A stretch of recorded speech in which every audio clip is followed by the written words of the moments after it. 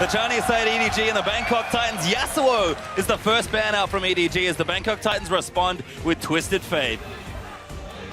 So right off the bat, targeting G4 there a little bit, as well as the Elise we've seen, very popular early game jungle. So EDG trying to take not only that line of attacking G4, but also some of the early aggressive junglers away. Yeah, Bangkok Titans, they don't want to get global, so TF is off the board here. I'd say that's a good one. Away from Pound, I think that's a good strategy. They're one of the few teams here, I think it's the first team that actually bans Skillista on red side. That used to be the staple 100% pick ban, you know, always ban on red side, especially in the LPL where EDG hails from. But recently has been nerfed a little, just a lot more stronger champions have come up, risen to the top. So Skillista traditionally not banned on red side. Bangkok Titans still a fate of it. Yeah, that's interesting too, because I do expect Lloyd to go with an AD carry that is very strong in the laning phase and try and play aggressively. But how do you play aggressively on Deft and Mako? They're probably the masters of just... You never know until you try, Crepo. Yeah, that's true. Well, you're the support player, huh? Well, we do have a Mordekaiser ban there as the last one from Bangkok Titans. Lulu on the side of EDG, fairly standard there. And Amazing Jay, he's going to go through a bunch of champions. He will settle on Gangplank. I do like the Garen hover He over loves as well. Garen. O2, even before the rework. Yep. But yeah, Amazing Jay looks like he's going to pick up the flex pick for his team. It could go to him. He could keep it. They obviously have already shown that Pond will play it in the mid lane as well. Yeah, definitely being able to flex that Gangplank is important because there are counter picks available, like the Riven. Even Fiora does well because you can repost a lot of the damage that he puts out with the barrels and prevent, you know, the big chunky that he can do in lane. Having the ability to flex that just gives you so many options. Yeah. Titan style, Braum has to be picked up in early rotation if you do value the patch you're playing on. It's just such a strong support here, so I wouldn't be too surprised to the Titans pick that one up, but plenty of options here with about 15 seconds left for the Thai side. Running out of time though, and you know, like you mentioned, EDG already have a strong first pick, and they are going to go Rek'Sai Braum as their next two. Yeah, 007, good versatile jungler here. He also has been able to use Rek'Sai very effectively for early game pressure, not only going for ganks, but as well setting up some good counter ganks. So definitely paying attention to his minion waves for his early laners. You also just don't give away much information on this first round. Exactly. Very generic. Jungle plus Braum is one of the most generic openings you can do on the red side. This allows you to at least hide some information, wait for the blue side to at least reveal something. You know, obviously they're not going to tell you where that Gangplank's going, and they're probably just going to answer with a generic jungle pick in return. Yeah, the Gangplank is actually really scary too, because, you know, whether it goes top or mid, the global ultimate is just such a good answer for any team that's going to try and push the tempo, for any team that's going to try and make early moves on you. As soon as he hits that level 6, you have to be very careful with fully committing to a fight. And we've seen Pawn do some pretty silly things with Gangplank barrels, but it is Skarner, champion clearly played a lot in the regional playoffs, and Thresh, a very standard pick there for Mako. Yeah, huge playmaking champion there for Mako picked up, and Clearlove's already shown once again he's taken up the Skarner. So since then, he's got a couple balance changes, but see how it works out this time. Definitely does have that single target to lock down. It's always a good champion when you know you're playing against a team that has a really big star player where they focus a lot of resources into one person. Yeah, even if he does get ahead, he's still forced to buy that QSS, you know, slowing his build down, not allowing him to carry. Mako here locking in the Thresh. He's mostly known, if you don't really know Mako, for Braum, for Annie, obviously also for Thresh. He can pretty much play anything at a consistently high level, very consistent support. The same way, Deft is just a very consistent laner. That's what they want to do. They rarely go for the flashy, you know, all-in type of plays that you can maybe expect out of Imp, you know, going for the crazy kill. But Deft, if he farms up slightly even, he's technically ahead because he will just out-teamfight you. Certainly is, as Malco Vayne were the picks for Bangkok Titans, and Deft hovering a pick. He's apparently been playing quite a lot in his solo queue boot camping, but we'll see what EDG want to select with 40 seconds to make their last two picks. Yeah, the previous round there for Bangkok Titans, not really a surprise. Warlock pretty much always likes to be on that comfortable tank champion for the top lane. He is also the captain for the team, so he does get to make, you know, the teleport calls to try and engage there and alert the rest of the team. Lloyd going to go with that Vayne to pair with Braum. We were talking about this earlier, actually. The Braum Vayne lane does vary quite a bit. Yeah, it swings both directions. So if you get ahead with Braum Vayne, you can win really hard, but that requires you to land your Q, because then you're still playing a melee support with a very short-ranged AD carry with no innate like AoE wave clear, no boomerangs, no AoE rockets, so you can snowball both directions very easily. Whereas if you look at here, Deft and Mako, what they pick up, very defensive support that can play at range, most of the supports that can play at very high range in teamfights can actually go for an early Zeke's. Combine that with 2-item Jinx. Those are AoE 100% great rockets in teamfights after you focus down the tank. And then you have Darius to clean up. Just so much damage. Plus, I love the Thresh Skarner combo. Once they hit 6, both around the similar time, you get the Lantern in for an immediate Skarner ulti on the Vayne, and you're just you're not unlucky is I guess the term that you guys like to use. That's the ear term, unlucky. But if you look at the team comp here for EDG, first thing you see is so much physical damage, and usually that is a worrying trend. But overall here, those AoE crit rockets you can get from Zeke's, that allows you to just do so much damage that armor doesn't really matter. You have armor penetration passively on that Gangplank barrels as well. Slightly nerfed right now, 40% just, but overall, there should still be plenty of damage on the side of EDG. Yeah, there is that definitely does clear up the build path for Warlock, though. Yeah, frozen hard boys. he knows exactly what he's going to do with this now, guy. And I mean, it's a very typical comp from both teams, honestly. Deft on a champion he was once undefeated on until the team started slumping just a bit in the LPL. And Zed, of course, the insta-lock coming out for G4 makes a lot of sense. I'm just a little worried here for the Bangkok Titans. Yeah. They can fall behind in damage relatively easy. Like, they can fall behind super quickly. They only have Vayne and Zed as carries in these fights. That's going to require some really good positioning when you're going ahead against the zone from Darius, the zone from a Gangplank, and you have to get to that Jinx somehow. Kill them all with only 2 threats. That's going to be incredibly hard. It is definitely going to be scary for them. But as you said, G4, this is basically his favorite champion, the iconic G4 champion. He's going to be on the Zed.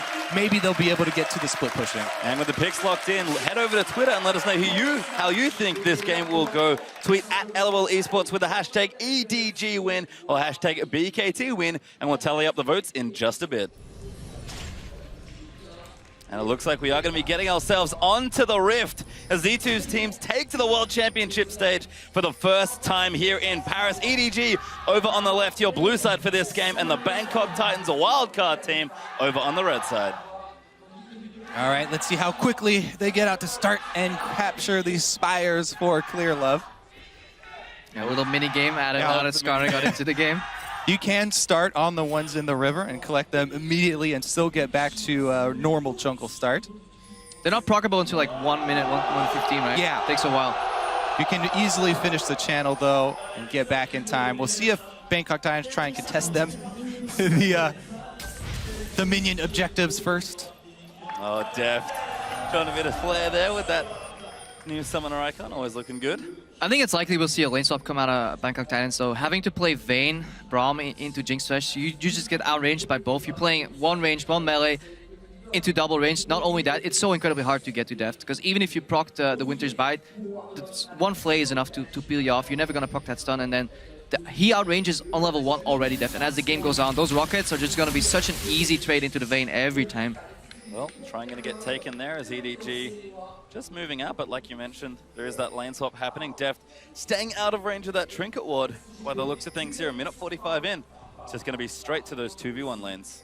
Yeah, and if you look at the top lane, how diversified the meta is already. This is the 7th different top laner that we've seen today. Darius has only been the only one repeating champion, so overall, yeah, the meta is shifting, and if people are still finding their stride, maybe towards the later stage of the tournament, we'll see some repeat on some champions, but from solo queue experience, Darius, he hurts.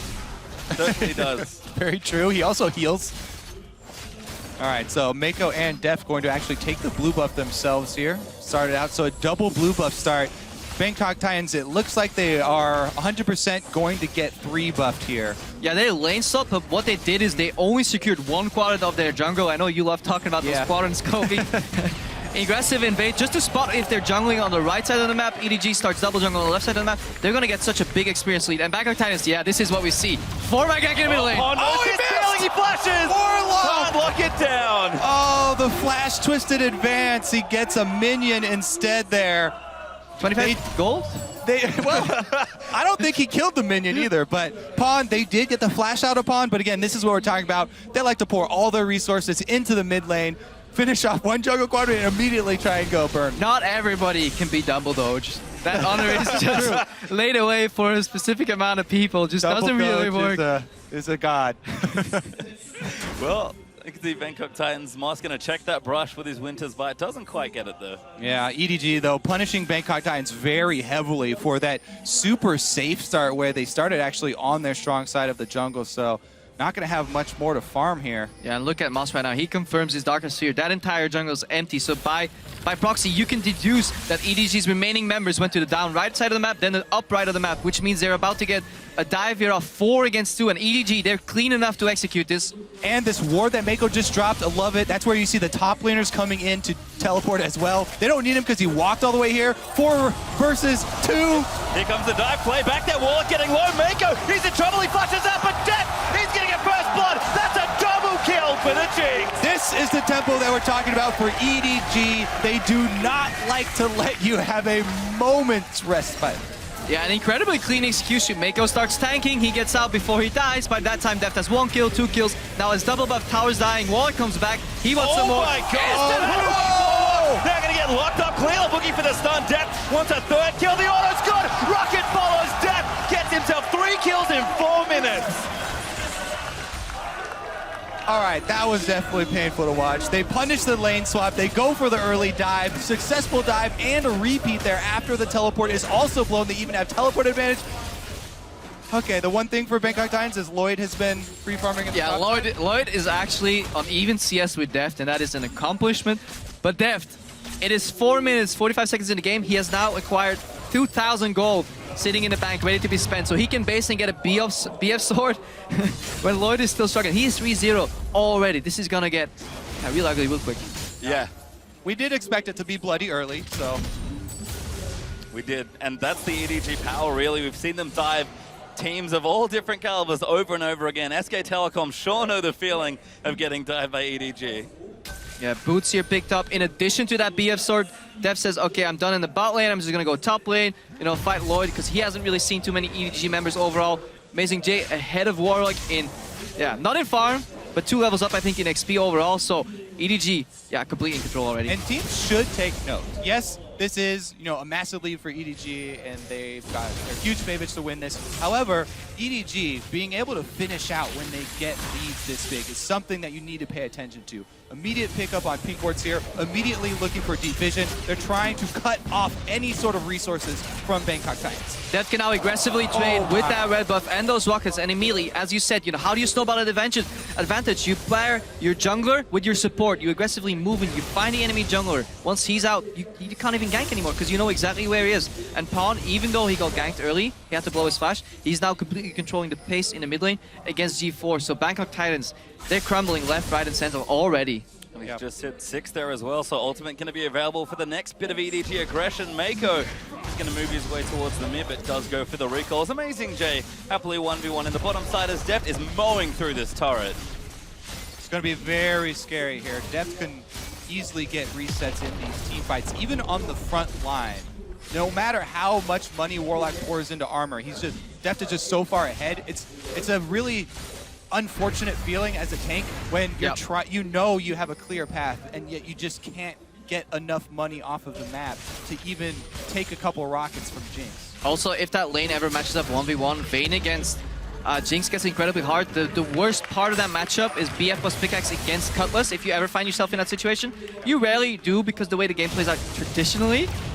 But after a 3-0 Jinx start, there's no trading you can do. Jinx completely outrages you. Mako comes in, Lantern. Again, ulti out from Pawn as well. G4, good dodge there, but the exhaust is out from Pawn. Clear up, follows in, looks for the stun. Ulti out from G4 is going to try and save his life, but a Tromper's going to give Death his kill number 4. And look how quickly they go to the mid turret here. This one will be knocked down pretty much effortlessly. Nobody from Bangkok Titans can come up to rotate and try and defend with Rek'Sai here, so she'll probably be on her own, and that's going to be another outer turret for EDG fairly shortly here. Actually, they're not even trying to pressure it unless they leave Deft there.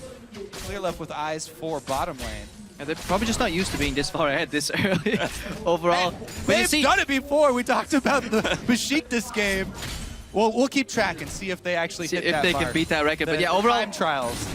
Time trials. They're playing against EDG's Ghost, in those map races. But overall, EDG, they don't extend these laning phases either. Like, they choose to go move Deft away from that bot lane and then go top for some more pressure on the tower. They don't really play the solo queue game where they keep going 2v2 and try smashing each other just for a kill and then base. So they're really playing the map right now. They went for a tower. Deft, kind of afraid whether Moss is in there or not because Mako was roaming before. Now Mako comes back, and that should be a very, very easy 2v2 here.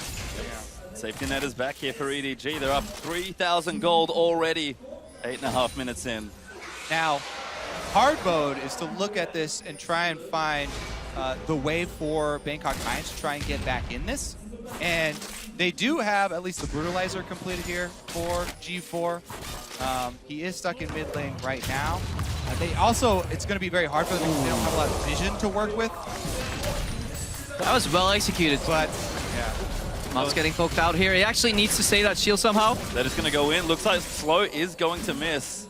No ulti out there from Def. They'll give it up this time, but pressure really on in the bottom lane. The only way he's going to win that trade is if he can save the first hit on his shield for the Jinx ultimate to negate that damage, because otherwise they're never going to win 2v2. But yeah, he gets zoned out immediately. Yeah. G4 putting some pressure on Pawn here, but eats an orange. Yeah, I was going to start talking about G4 roams, but again, Pawn is on Gangplank. He has the ultimate ready, so he can even answer that roam. And just sending the ultimate is actually enough to turn the tide since EDG are so far ahead. So. And since their top lane jungle combination from the Bangkok Titans, here 007X and Warlock are just so low damage, if they fall behind, it actually gets quite scary to gank Darius. He can take you out 2v1, especially with the reset mechanic on that ulti. So, Power ulti coming in. Yep, going back G4, looking to try and get out of it. Clear up ulti, no Mako follows in with a hook, the damage is down. Ulti's used, but Pawn's gonna get the kill. This may very well be the first perfect game here at Worlds. Fnatic, they were close. They were 1 kill away in their first game today. So if EDG can avoid dropping a tower, maybe that's what they're playing for now. Instead of just playing for the victory, they want a perfect game. Just cancel some recalls there. Need some more AD for that to work. And you see Dev. Cancelled recalls are very important at this stage, though. Even a couple seconds here. That's probably going to buy them Dragon. Yeah, again, more tempo, more objectives. But Dev, this is something we see a lot in the LPL. Even when ahead, these guys like buying average blades. These are like their insurance. If somehow something goes wrong, at least I'm getting GP10. I'm not sure if I agree with it in every situation, but true definition of avarice there. Certainly is, as Dragon #1 is going to go to EDG, forcing them away with that ult from Def just to make sure Bangkok Titans couldn't get there. And again, the lead continues to build here for the LPL team. All right, let's see how Bangkok Titans are at setting up defensive warding now, because that is the emergency mode you have to go into. Yep. Try and set up defensive wards in your jungle. Uh-oh, here goes Baby J, though. He's going to trade on Maokai. He is Maokai, though, so... relatively tanky. AZike came out late swap, only has some assists, only the phase completed so far, so Warlock should be relatively, but look at the position of that wave also, it's pushing backwards, so EDG controlling waves, trying to find out where the enemy jungle is, not making any rash decisions. They don't need any of those fancy outplays. They generally, all their kills have come from outnumbering their opponents, generally reading the map and then making that play. Exactly. When you're this far ahead, all you really need to do is continue to pressure all 3 lanes because you're stronger in all 3 of them, and ward up the jungle so that Bangkok Titans can't move from lane to lane and can't farm anywhere. Basically, you want to cut off any way for your enemy to farm. Yeah, you just starve them out, especially if they do manage to sneak past you and get a numbers advantage somewhere on the map. You can simply cross-map them. Take a tower somewhere else, take some jungle camp somewhere else, and it's incredibly hard to get out of that stranglehold. Once it's in that position, once it's being executed, it's almost too late to come back. This is why we saw, early Season 3, Split Push was so popular because teams couldn't deal with it. Just like Lloyd may not be able to deal with this hook. Is going in. Lloyd actually has to pop his ulti. Moss and 007X will get in. Mako, maybe the target is cleared up, does get stunned by the Braum passive death. He's in there, he's going to pop the ulti in melee range. Pawn, first kill onto Lloyd, but G4's going to come out. 007X is low. He'll die as death. He's going to flash his way out, but can they get that kill? G4 will land the shutdown, but the Dunks going to give Darius the double. They killed Def. They deny the perfect game. But G4's trapped under... Oh, flash! Gets himself to safety, but EDG are not done. They'll plow straight through mid lane. Yeah, G4 gets that kill, prevents himself from becoming G04, gets at least 1 kill. Perfect game denied.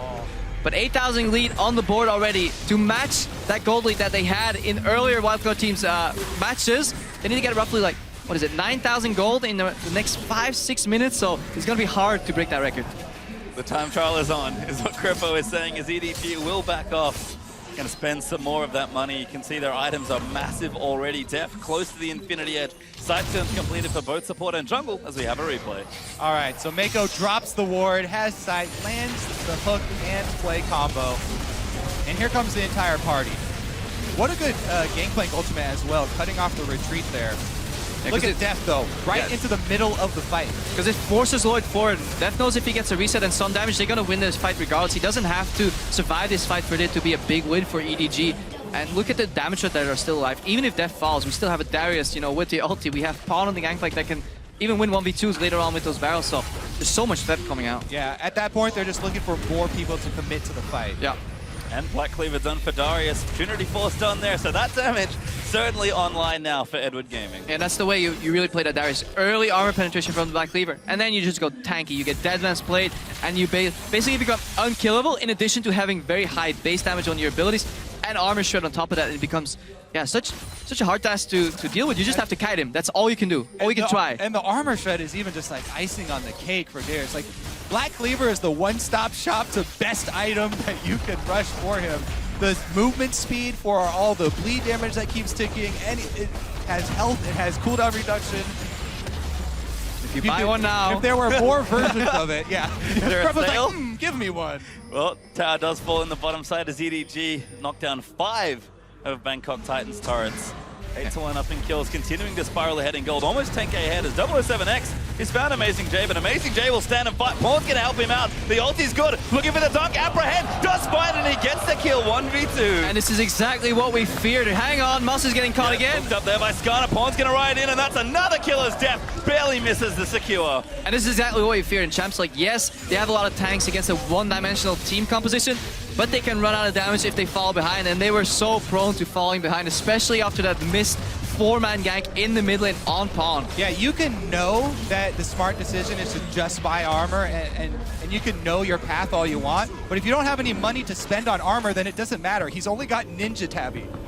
That is literally all he has. He wishes he had a Frozen Heart, and this is the danger. Ganking a Darius 1v2 is already tricky. Having Pawn's global ulti come out on top of that is just, yeah, that's adding insult to injury overall, and Bangkok Titans in an incredibly tough position right now, over 10,000 gold behind, and it's only 15 minutes in.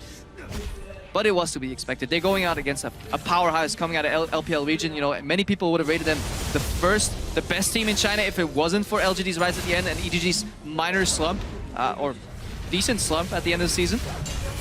And EDG on track for fastest game ever. I believe their record is 20 minutes and 14 seconds against Royal Never Give Up in the LPL. So those time trials we talked about could also be here as Clearlove's going to face check Moss. Def firing away with his IE now, and Moss has to pop the shield up and run away. Yeah, bold move to venture out into the jungle here, and it looks like they do get snared. No follow though, just going to do some extra poke damage there with the rockets. Dragon up in 15 seconds. Deft has a red elixir. EDG very ready to fight for this dragon. And that average blade on Deft already paid out 230 gold. Just getting those small increments. He really needed it, Creflo. Yeah, I really need it. I think that is what separates the good from the best AD carries. I actually dislike it. I think when you're this far ahead, second item Panther Dance is still better. But who am I to disagree with them? Well, EDG are going to start up this dragon, and it looks like Bangkok Titans are just going to try and collect some farm. Difficult to challenge here, maybe even impossible, as they will pick it up, and this game is only getting further and further out of reach. All right, let's see how EDG try and close the loose here. Again, they've just constantly been keeping up the deep vision. Now they're going to try and keep... Uh-oh. Nice little Pawn combo. does get caught, though. Yeah, G4 coming in. The exhaust is down. He's going to ride the Lantern out to safety. Ulti will proc, but it's not enough damage. And that GP ult almost kills him. What depth? Going to snipe him off with the rocket. Lloyd pumps a heal the run, but Clearlove, he wants blood. And he's going to now look for 007X. Clearlove will ult anyone that he can take. He doesn't care if it's the front line. If he grabs you... Oh, Mako! Moves them back into the box as Clearlove collects it. And this would be the perfect time to test out those new emotes. Overall, especially when Pawn escaped there on the Lantern riding away. I really do love the team spamming emotes. I'm actually waiting for one of the really trolly players to take the emote of the opposing team. That's the next level emote strategy. You can even use them when you're dead, I believe. So that's, even from the grave, you can contribute to a pleasant viewing experience. Well, that's great for you, Crepo. That's how I found out. You know, I do die a lot. 18 minutes, first inhibitor goes down. EDG, yeah, 13,000 gold now. I hate to break it to you, but I have been informed that the refs are not allowing them to take the other team's emote. So we'll keep it clean. You can only use sportsmanlike. Pride in your own team. Well, they've shown a lot here, have EDG. As the minute hit does go down, Bangkok Titans going to struggle to keep Edward Gaming out of their base at this point. Just so many items. Giant Spelt for Amazing J. More tanky items out for Clear Level. Brutalizer for Pawn. The static shift completed for Deft. And it's just a couple Blade of the Ruined Kings on the other side. Yeah, and we touched about how one-dimensional the damage coming out of EDG was, but if you look over, Vayne and Zed, the only two carries, the only two threats on Bangkok Titans are also just, you know, either 80 damage and a hit of 2 damage. That is if Vayne actually gets 3 attacks off, which is getting increasingly more difficult as these fights progress. So right now, even those bruisers stacking armor, they become so difficult to kill. Yeah, and you already touched on the armor shred from Darius. Gangplank has his own built-in armor shred as well, so Jinx doesn't care because she has like a full item up on anybody else in the game. Mr. Play, he'll land the hook though. Clearlove gonna follow in. Pawn's ulti sets it up as Deft snipes it with a zap. High accuracy this game from Mako on the death sentences so far. Even the flash ones. Yeah, and if you, Mako fantastic Thresh overall, really in his element right here. But if you look at EDG, the amount of assists that most of these members have, that indicates that they've been playing a very team-oriented game where initially they just want to outnumber people. They haven't been beating anybody 2v2, 1v1 straight up because they don't have to. Crowd is a big Mako fan here, chanting his name, always fun to be. Well deserved. A high kill participation on most members here. Finally, Clearlove finds G4. Trouble now as Deft just kills him before the ulti can even pop. EDG now going to funnel into that base, look for more kills, but they'll be more than happy to take another inhibitor. All right, inhibitor number 2 down. They're going to go for Nexus turrets next. And Deft is just looking to end the game. We talked about it, 20 minutes 14, I believe, so they might be on the clock here to try and race it. Don't know if they can do it, but the Bangkok Titans are going to try and keep it in. The ulti's out. Good block there from Moss. And you can see the pings on Baron. EDG, they do love themselves an early Baron. Yeah, look at those pink wards.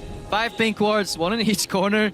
It's like a pentagram. Yeah, complete vision control. And yes, okay, EDG is super far ahead, so, you know, so those pink wards aren't as impressive, but if you're gonna follow EDG throughout the entire tournament, hang on, surrender. Yeah, and that's the surrender for Bangkok Titans. The Baron could not be completed as EDG in style take their first game here in Paris. Yep, well deserved. Mako with some big plays from the very beginning of the game, actually, outplaying a lot of the lane swap and continuing into the jungle, keeping up the pressure that we were looking for. Yeah, I just love the level 1 strategy here. It almost had no downfall, even if they found, you know, if Mako and Def found the opposing top lane jungle duo jungling, then it could still be an even game from then onwards. But if it works out the way they did, Bangkok Titans, they wanted the lane swap so badly that they forgot to think about jungle quadrants at all. They just started on one side of the map. They got completely 3-buffed, 3 quadrant jungled almost, so that was so hard to come back from. And the Bangkok Titans, they knew what they were up against. That's why they kind of went for this super risky, everybody go mid, we're going to try and flash Twisted Advance to make something happen. And it hit him in it. Stumbled. Yeah. Well, the 4-man gank in mid lane's a very common occurrence in the LPL as well. Pawn